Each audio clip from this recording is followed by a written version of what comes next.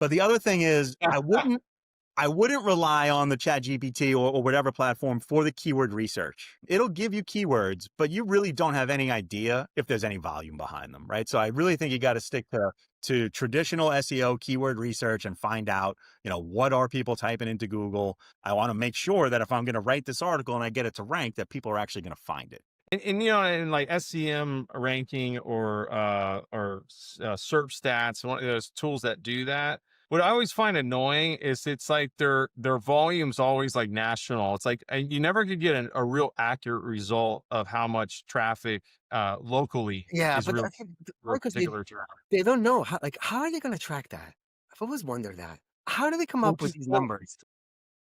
sorry, one other thing. There's so the other part is if 90% of the traffic's not going to the website anymore, what does that actually mean then? You That's know what the I mean? thing, yeah. Like we're talking like where are your stats coming from? Because it seems it should be getting 90% less than what you were stating 2 years ago. But it's I don't know. Like I have issues with those type of I do like Moz.com and actually SE ranking's a good one. Those two I like for keyword tracking, audit and stuff.